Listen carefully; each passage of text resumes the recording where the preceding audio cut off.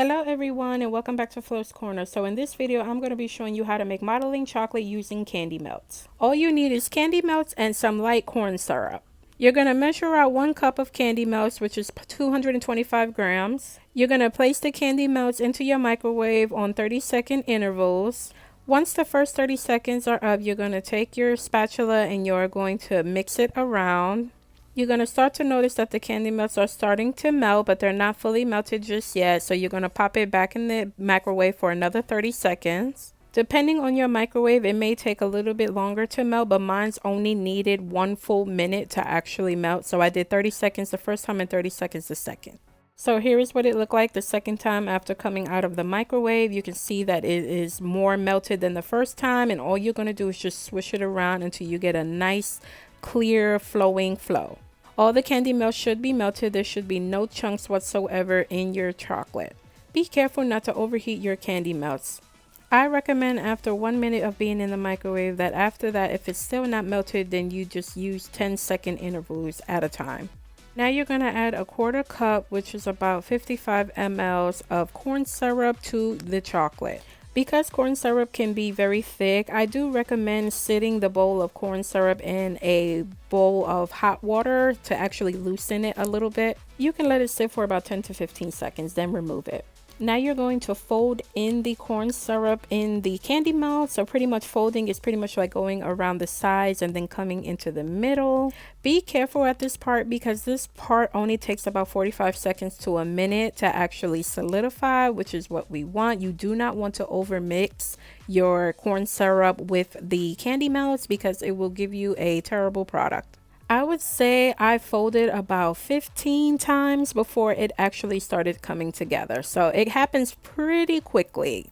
So what you're looking out for is the chocolate actually separating from the bowls. That's when you know that you are near the end. It should start to look like this. You can clearly see that it's kind of like solidifying and it is separating from the bowl. You should also be able to pick it up with the spatula without any liquid drops or anything falling down into the bowl.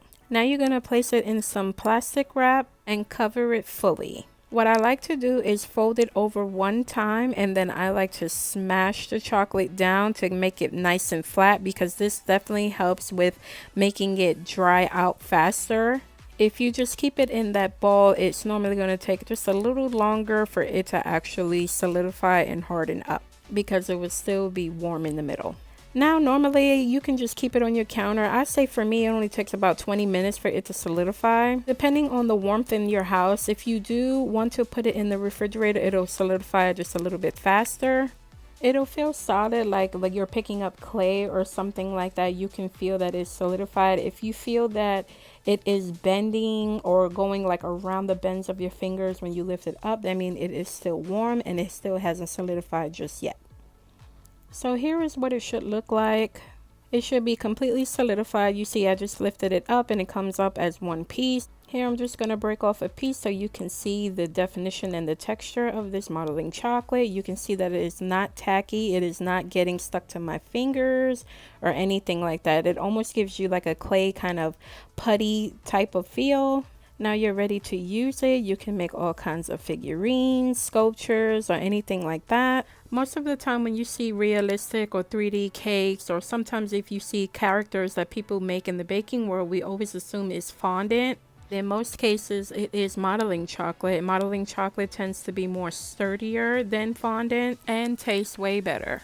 For me, modeling chocolate can be manipulated a little bit more than fondant. You can really mold more details with modeling chocolate and it dries so nicely. Don't mind me, I'm just making funny characters for the video.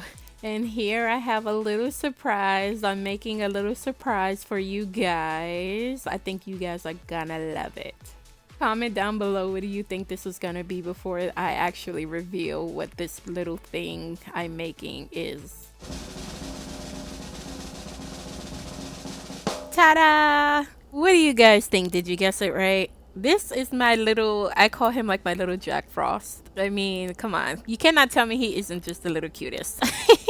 I hope that made you laugh. I was just playing around, y'all. But all in all, I just wanted you guys to see how sturdy and how great modeling chocolate really can be. If you notice it's getting really soft, then all you do is let it sit and solidify. And if you notice that it is too tough, then all you do is warm it up like 5 seconds in the microwave to soften it again and knead it. Here I'm going to lift up little Jack so you can see that it holds its shape.